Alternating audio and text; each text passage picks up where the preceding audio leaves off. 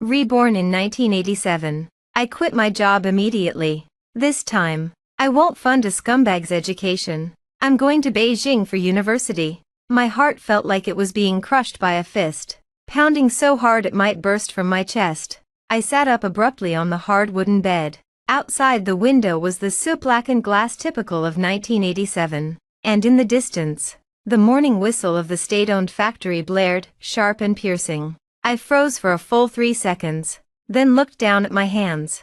These were not the frostbitten, deformed hands of my 30-year-old self, but slender, calloused hands, still youthful, of a 21-year-old. The calendar on the wall was torn to June 15th, the day before the college entrance exam registration. I had been reborn on the stupidest day of my life. In my past life, on this very day, I had just received my wages. I had taken a full 50 yuan, half a month's pay, and secretly given it to Chen Jingming. I couldn't even bear to buy myself a new pair of sandals, just so he could afford his study materials. He had held me and whispered sweet promises. Once he got into a university in Beijing, he would marry me in style and make me the happiest woman in the world. What happened instead? He went to Beijing and never came back to our small town. I heard he found a local girl there and forgot all about me, because I had spent years funding his education.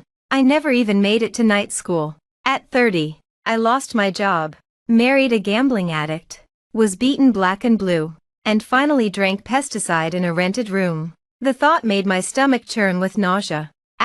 Creak. The door pushed open. In walked Chen Jingming, wearing a washed-out blue cloth jacket, his hair neatly combed.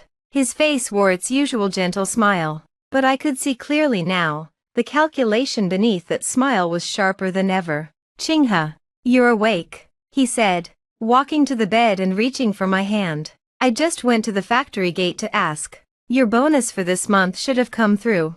"Right. I'm still short 5 yuan for my study materials. Can you lend it to me? I'll pay you back when school starts." The same as always. In my past life, I would have eagerly handed over all my money, afraid it wasn't enough. But now, I calmly pulled my hand back, threw off the covers, and got out of bed. My voice was so steady it surprised even myself. "No." Chen Jingming's smile froze.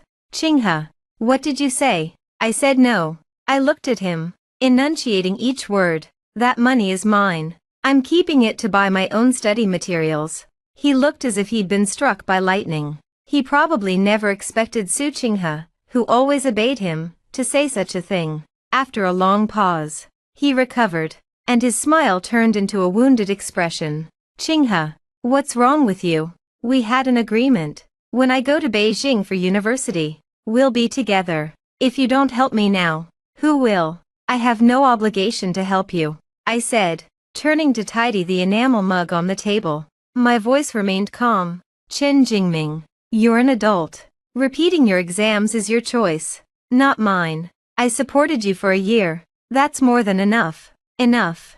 His voice rose, accusing. "Su Qinghe, that's cruel. Who helped you with everything this past year? Who took you to the hospital in the middle of the night when you were sick? And now you say enough." He was trying to guilt-trip me, just as he had in my past life for 10 years. But now, I only found it ridiculous. "When I went to the hospital, I paid with my own wages," I said, stopping to look back at him, my eyes cold as ice. "You helped me. You were only interested in how much I earned each month and how much I could give you." "Chen Jingming, stop pretending. Everyone can see the truth." His face turned ugly. He stepped closer, lowering his voice threateningly. "Su Qinghe, don't be ungrateful. If you don't help me, I'll go to your factory and tell your coworkers how heartless you are. How you've been with me for 3 years and now that I'm retaking my exams, you want to dump me. Let's see how you face people after that." It was the exact same threat from my past life. I looked at him and laughed. "Go ahead, and while you're at it, I'd like to tell everyone how I earn 50 yuan a month, give you 30, and keep only 20 for myself. Can't even afford new clothes. Who do you think they'll sympathize with? The selfish man who lives off a woman without shame." Chen Jingming was stunned. He never expected the meek Su Qinghe to speak to him like this. I continued, "And don't think I don't know. You've been writing letters to Su shouting, promising to marry her when you get into university. You've been playing me for a fool all this time, and now you dare threaten me. At the mention of Su Xiaotong's name, his face went white. He waved his hands frantically. You're talking nonsense. There's nothing between us. Whether there is or not, you know the truth. I turned away and walked to the table to pour water. Chen Jingming, from today on, we're done. Don't come looking for me again. I won't give you another cent. Take care of yourself. He stood there, trembling with rage, unable to speak. He knew I was telling the truth. He had no face to continue.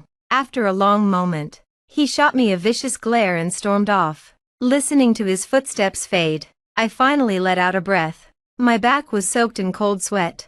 This was my first step since being reborn, breaking the chains of my past life. Next, I would quit my job, focus on studying, and get into a university in Beijing. This time, I would live for myself. I walked to the window and pushed open the old frame. The morning breeze carried the scent of grass. In the distance, the factory chimney belched black smoke. The whistle blew again, announcing the start of a new day. 1987. My new life had officially begun. The next morning, before dawn, I got up. After a quick wash, I didn't go to the canteen for breakfast as usual. Instead, I pocketed the savings I had carefully counted the night before and headed straight to the factory administration building. My heart pounded like a rabbit's. This job was an iron rice bowl, something people in my past life would never dare give up. But now, I was about to shatter it with my own hands. Section chiefly of the personnel office sat by the window. When I walked in, he didn't even look up. Su Qinghe, what is it? I took a deep breath, walked to his desk, and said in a voice steadier than I felt, Section chiefly, I'm here to resign. His pen clattered onto the desk. He looked up sharply. Resign? Su Qinghe, have you lost your mind? Our textile factory is state-owned. People would kill to get in. You're a 21-year-old girl. If you quit, will you live on air? The colleagues nearby also turned to stare and whisper. I clenched my fists, my nails digging into my palms. The pain kept me grounded. Section chiefly, I've made up my mind. I'm going to Beijing to take the university entrance exam. This job isn't for me. University, he scoffed. You didn't even finish high school, and you want to go to university. Besides, what does a girl need so much education for? Find a good man and get married. That's the right path. I advise you to drop this idea and go back to work. I've already decided, I said, my eyes firm. I'll complete the paperwork today. Please process my file and final wages according to procedure. Just then, my father, Su Zhengwo, walked in. He was an old technician at the factory, here to reimburse some expenses. When he saw me in the personnel office, his face darkened. He pulled me aside and lowered his voice. Have you lost your mind? Quitting? Do you know you'll lose your medical insurance and pension? Our family isn't well off. Why are you doing this to yourself? Dad, I want to study. I don't want to be stuck in the factory forever. I explained. Study. And what will that get you? He frowned. That Chen Jingming is supposed to be university material. But he's still useless. Don't let him fool you. Come back to work and stop overthinking. I knew he meant well, but I couldn't go back. Dad, I've thought it through. I need to try. I pulled my hand away. Don't worry. I can take care of myself. Section chiefly walked over and sighed. Master Su, it's not that I won't help. Your daughter is too headstrong. I can't stop her. How about we give her unpaid leave? If she fails the exam, she can come back. I shook my head immediately. No, I want a formal resignation. Unpaid leave is too complicated. I don't want to leave myself a way back. Section chiefly looked at me with a mix of frustration and resignation, but finally pulled out the resignation form. Fine. Sign it, and I'll process it. But I'm telling you now, don't come crying to me later if you regret it. I took the pen. As my signature flowed onto the paper, each stroke felt like severing the bonds of my past life. The process was tedious. I had to see the workshop director, the finance department, and at every stop, someone tried to talk me out of it. Workshop director Wang took my hand earnestly. Qinghe, You're pretty and smart. Stay at the factory. Do good work. Marry a good man. That's a stable life. Quitting is too risky. Think it over. I smiled and shook my head. Director Wang, thank you for your kindness. I've made up my mind. By noon, all the paperwork was done. When I walked out of the administration building, the sun was warm on my face. I touched the resignation certificate in my pocket. My heart felt empty, yet also lighter than ever. When I got home, my mother, Wang Guilan, was cooking. She came over. All done. I nodded. She didn't scold me. She just sighed, went into the back room, and came back with a cloth bundle that she pressed into my hands. There's 300 yuan here. Your father and I saved it. If you're going to study, you'll need money. Take it. Don't deprive yourself. My eyes burned. In my past life, my parents had secretly given me money too, but I had been so blinded by that scumbag that I had immediately given it to him for his study materials. Mom, I don't want it. Keep it for yourselves, I said, pushing the bundle back. Take it. She insisted. If you're going to Beijing to study, you'll need travel and accommodation money. Your father and I will manage. Just then, my father came in. After a moment of silence, he said, Qinghe, I used to think the iron rice bowl was everything. But if you want to study, I support you. If life gets hard out there, come home. There will always be a place for you here. I couldn't hold back my tears. In my past life, I had failed so many people. In this life, I would work hard and live up to my parents' hopes. Mom, Dad, don't worry. I will definitely get into a university in Beijing, I said, wiping my tears, my voice firm. That afternoon, Qin Jingming came again. He stood at our gate, his face dark. Su Qinghe, did you really resign? Yes. Do you know what you're doing? He grabbed my arm. You quit. Who's going to support me? Are you trying to ruin me? I shoved his hand away. Qin Jingming, I've made myself clear. I won't support you anymore. You're the one who wants to go to university. Figure it out yourself. His face turned purple. Su Qinghe, don't regret this. Without a job, how will you live? How I live is none of your business.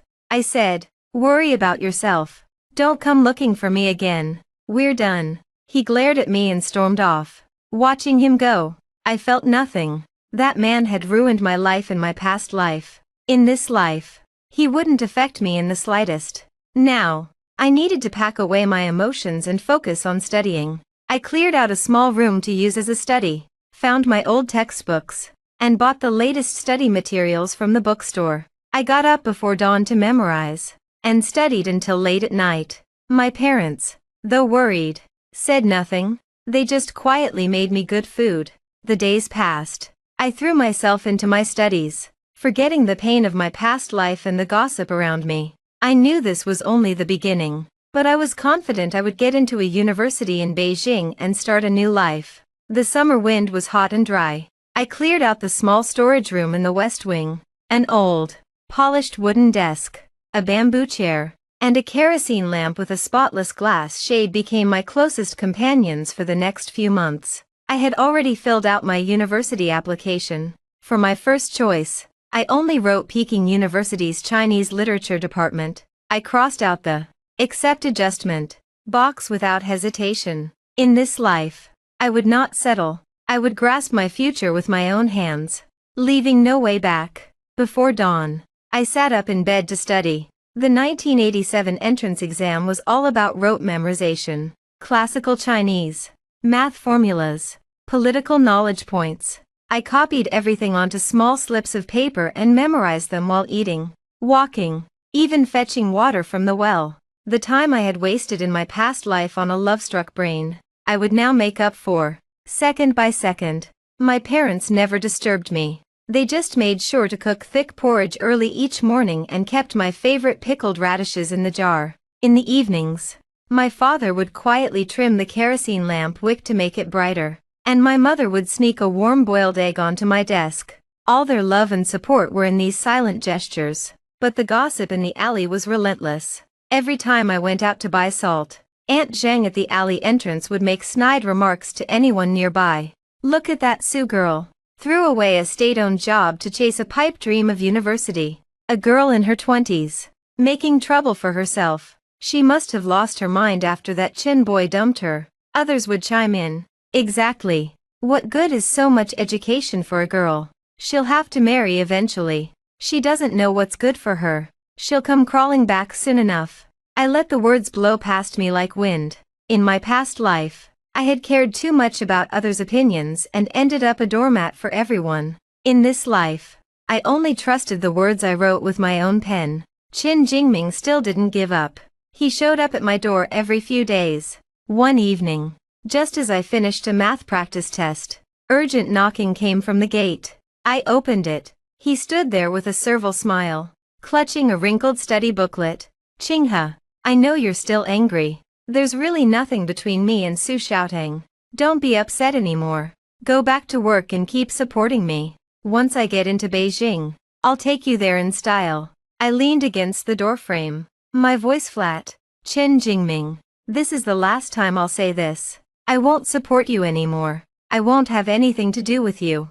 Don't come back. His smile crumbled into anger. Su Qinghe, you're really this heartless. You didn't even finish high school. And you dream of Peking University. What future do you have except supporting me? How I live is none of your concern, I said, moving to close the door. If you keep bothering me, I'll call the neighbors to judge who's the one pestering someone who wants nothing to do with them. His face went pale. He knew I meant it. He stomped his foot in frustration. We'll see how long you can keep this up. Then he slunk away. He hadn't been gone half an hour before his younger sister, Qin Jinxiu, showed up with his younger brother, Qin Jingyang, and little sister, Qin Jingwei. Jinxiu stood with her hands on her hips, her attitude entitled and aggressive. Su Qinghe, my brother said you won't give him money, so you have to pay our school fees. And Jingyang needs new sneakers. And Jingwei needs hair ties. You always paid for these before. You can't just stop. Jingyang joined in. Yeah, if you don't pay, we're not leaving. Jingwei, the youngest, mimicked her sister and started crying. I want new hair ties. Buy them for me. In my past life, I would have panicked and handed over the money. But now, I just looked coldly at the three children. You are Qin Jingming's siblings, not mine. I helped you before because I wanted to. Now I don't want to anymore. If you need help, go find someone else. Jinxiu was taken aback, then threw a tantrum. We're asking you. If you don't help us, we'll go to the factory and cause a scene. We'll go to the neighborhood committee. I pointed to the corner of the alley. Su Xiaotang is waiting for your brother there every day. She's eager to help your family. Go ask her. She'll give you whatever you want. The three children exchanged glances. They all knew about Su Xiaotang. Their aggressive energy deflated. I pressed my advantage. If you keep blocking my door and making trouble, I'll go talk to your parents and ask how they raised their children to extort things from others at such a young age. That hit a nerve. Jinxiu reluctantly pulled her siblings away, shooting me a resentful glare, and they slunk off. With those burdens gone, I closed the gate and returned to my desk. The last lingering distractions in my heart were finally cleared.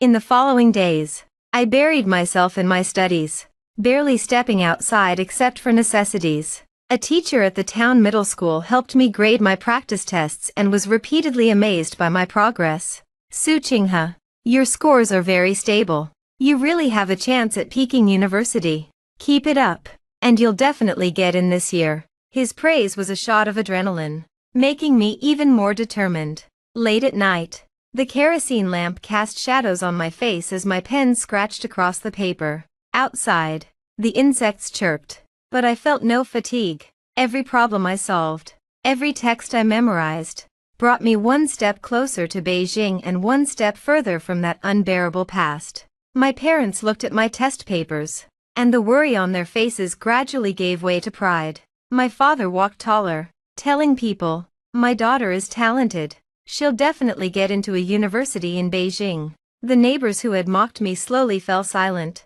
Their glances toward me grew more surprised and complex. Qin Jingming no longer dared to show up, though I sometimes saw him lingering at the end of the alley, staring in my direction. But he never had the courage to come closer. As the summer heat peaked, the exam day grew nearer. My heart grew calmer, holding my pen, looking at the mountain of study materials on my desk. I had only one thought. Beijing. I am coming. In this life, I would not rely on a man or false affection. I would rely only on my own hands and determination to carve out a bright future. 3 days before the exam, the tension in town was palpable. I was reviewing political science when a commotion erupted outside the gate. I put down my pen and opened the door. The 3 Chin children had barged into the yard. Jingyang was throwing rocks at the wall, making white dust fall. Jinxiu stood blocking the main door, defiant. Little Jingyue sat on the ground, wailing at the top of her lungs. Su Qinghe, you have to give us money today, Jinxiu declared, chin raised. My brother's living expenses, our school fees, you can't short a single cent. My mom said since you're dating my brother, taking care of our family is your duty. Jingyang added, if you don't pay, we'll smash your things so you can't take the exam. He reached for my study materials, the materials I had spent so much money on. My only hope of getting to Beijing. My eyes turned cold. I stepped forward and shielded my desk. My voice was low and icy. Touch one thing, and I'll drag you to the neighborhood committee right now and let the director judge which family's children are so ill-mannered they break into someone's home to smash and steal. Jingyang was frightened by the harshness in my eyes. His hand froze in midair. Jinxiu, undeterred, started screaming, we'll make trouble. If you won't take responsibility, we'll come every day and make sure you never get to Beijing. The commotion drew the whole alley. Neighbors gathered at the gate, pointing and whispering. Some muttered that I was heartless. Others shook their heads, saying the Chin children had gone too far. In my past life, I would have caved under the pressure. Now, I only felt disgust and weariness. I knew that if I gave in even once, I would never be free of these leeches. Instead of arguing further, I straightened up and addressed the crowd in a clear voice that carried down the alley. Everyone, bear witness. Qin Jingming's siblings are his and his family's responsibility. From today on, I, Su Qinghe, have nothing to do with Qin Jingming. I have no obligation to raise his children. Then I walked toward the alley entrance. The crowd parted automatically. They all knew where I was going. Under the old locust tree at the alley entrance, Su Xiaotang stood on tiptoe, clutching a handkerchief, clearly waiting for Qin Jingming. She wore a pale pink dacron shirt, her hair neatly combed. When she saw me coming, her face filled with panic, and she instinctively tried to hide. I stopped her. My tone was calm but brooked no refusal. Su Xiaotang, come with me. Her face went pale. She twisted the handkerchief in her hands. Qinghe, I have things to do. You can do them later, I said. The 3 Chin children are causing chaos in my yard, demanding I pay for their food and school fees. Since you're so devoted to Qin Jingming, this is your responsibility now. Her cheeks flushed bright red. Her eyes darted away. But she didn't dare argue. Everyone in the alley knew how she felt about Qin Jingming. She had been waiting for me to step aside. Now, I was handing the mess directly to her, and she had no reason to refuse. I took her by the arm and led her back to my yard. When the 3 Chin children saw Su Xiaotang, their crying subsided. They were used to her helping them. They knew she was soft-hearted and easy to push around. I released Su Xiaotang and looked coldly at the children. From now on, go to her for your food, clothes, and expenses. She's willing to give for your brother. She's willing to take care of you. I have neither the obligation nor the time. Jinxiu hesitated, then tentatively called out, Sister Xiaotang. Su Xiaotang was at a loss, but she had no choice. She stepped forward, took Jingyue's hand, and coaxed, Yeah, be good. Sister will buy you candy. Jinxiu, Jingyang, let's go home first. Don't disturb Qinghe's studying. Just then, Qin Jingming ran in, having heard about his siblings' outburst. He took in the scene. Me, Su Xiaotang, the 3 children. His face cycled through shades of red and white. Su Qinghe, why did you drag Xiaotang into this? He sputtered, pointing at me. Have you no conscience? Conscience. I laughed lightly, my eyes cold. My conscience ran out long ago, worn away by you and your siblings harassing me again and again. Qin Jingming, you are their older brother. Taking care of them is your responsibility. not mine. Su Xiaotang is willing to help you. Why don't you just accept her help and leave me alone? I raised my voice so the neighbors could hear clearly. I'll say this once and for all. Don't come to me with anything related to the Qin family ever again. Whoever wants to deal with them, deal with them. I have exams to study for. I don't have time to waste on your family. Qin Jingming was speechless. Under the neighbors' probing gazes, his face burned.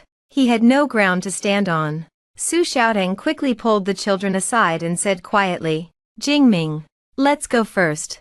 Don't disturb Qinghe's studying. I'll take care of the children. He looked at Su Xiaotang, then at me, with my resolute expression. Finally, he stomped his foot and slunk away with the children in tow. The neighbors dispersed. Even those who had called me heartless were now shaking their heads, saying the Qin family was too selfish and that no one would want to deal with them. The yard finally fell silent. I closed the gate, shutting out all the noise and toxic people. Back at my desk, looking at my neatly arranged study materials, I took a deep breath. The last lingering attachments in my heart had vanished. Without the Qin family's entanglements and others' gossip, I could finally focus entirely on the exam. When my parents came home and heard what happened, my mother took my hand, her eyes red. Qinghe, you've been wronged. I'm glad you got rid of them. My father patted my shoulder approvingly. You did the right thing. We don't start trouble, but we're not afraid of it either. Focus on your exam. Don't worry about anything else. I nodded, my eyes stinging. With my parents as my support, I had the strongest foundation. As night deepened, the kerosene lamp cast a gentle glow on the desk. I held my pen, and it flowed smoothly across the paper. Outside, the insects chirped as always, but my heart had never been calmer. The burdens that had entangled me for half my past life were finally shaken off in this one. Now, I only needed to give my all to the exam that would decide my fate, to the Beijing I longed for. The 2 days of the exam flew by. When I walked out of the exam hall, the summer sun felt warm on my skin. I wasn't tired, only relieved. As if everything had finally settled. I had poured all my effort into it. Now, all that was left was to wait for the results. During the waiting period, I didn't slack off. I helped my parents with housework and occasionally read to enrich myself. The gossip in the alley had changed tone. Those who had mocked me, Aunt Zheng and others, now greeted me with polite smiles and even came over to ask about the exam. Their words full of flattery. Qinghe, you must have done well. I always knew you had potential. Yes. Yes. The Su girl works so hard. Peking University is definitely within reach. I just smiled faintly, neither confirming nor denying. This was how people were. They trample you when you're down and flock to you when you're up. I had long since seen through it. As for Qin Jingming, he had performed poorly on the exam. His score was only enough for a local technical college. He stayed home, his temper growing worse. Su Xiaotang, on the other hand, ran to the Qin house every day to wash clothes, cook, and take care of him and his siblings. She became a laughingstock in the neighborhood, and the Qin family's free nanny. At the end of July, the postal courier rode his green bicycle up to our gate, ringing his bell loudly, his announcement echoing through the alley. Su Qinghe, admission letter, Peking University. That shout was like a thunderclap in the alley. My parents rushed out of the house. I clenched my hands and walked slowly to the courier, taking the brown paper envelope stamped with a red postmark. The moment my fingers touched the envelope, tears welled up unbidden. I tore it open with trembling hands. The gold-embossed Peking University admission letter was right there. Those words were the proof of my countless days and nights of hard work. She got in. My daughter got into Peking University. My father held the letter, his hands shaking, tears streaming down his weathered face. His back seemed to straighten by 10 years. He told everyone he met. I knew my daughter could do it. A university in Beijing. My mother wiped her tears and scolded him with a smile. Old man, don't make a fool of yourself. Let Qinghe go inside and rest. But she couldn't hide her smile. She went straight to the kitchen and slaughtered the only old hen we had, to nourish me. The neighbors crowded at our gate, their eyes full of envy and admiration. No one dared call me foolish anymore. The criticism and mockery had turned into praise. I stood in the room, looking at the admission letter in my hands. My heart was calm and firm. Not long after, Qin Jingming rushed over, his face pale, his eyes holding a last shred of hope. He stood at my gate. "Qinghe, you really got into Peking University. Wait for me. I'll go to Beijing with you. Let's start over." "Okay." I looked at his pathetic figure and felt only irony. My voice was as indifferent as ever. "Qin Jingming, we settled our accounts long ago. You go to your technical college. I'll go to my Peking University. From now on, we go our separate ways. Stop bothering me. I know I was wrong. I shouldn't have used you. Give me one more chance." He reached for me. I stepped aside. "Chance."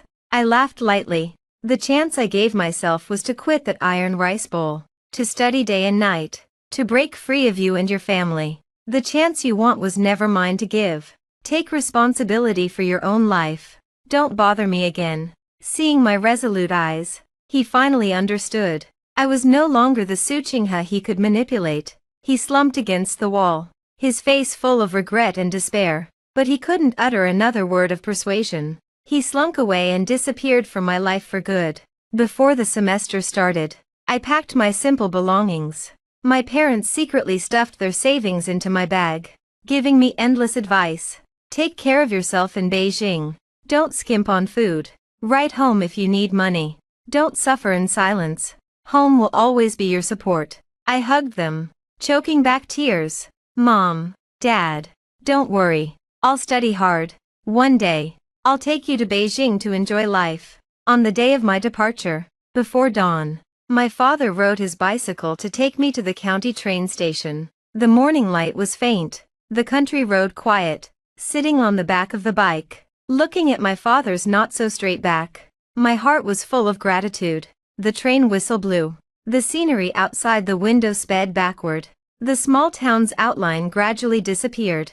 I leaned against the window, clutching my admission letter, a smile of relief on my lips. 1987. I was reborn. I cut off a toxic relationship, quit my iron rice bowl, studied behind closed doors, shook off all burdens, and finally, on my own strength, headed to Beijing, to my bright future. The suffering and regrets of my past life had turned into armor and foundation for this one. In this life, I would not rely on a man or false affection. I would be my own support and live as the brightest version of myself. The train traveled north, into the distance. My new life had only just begun. What do you think of this story? Feel free to share your thoughts in the comments. I'd love to hear your voice.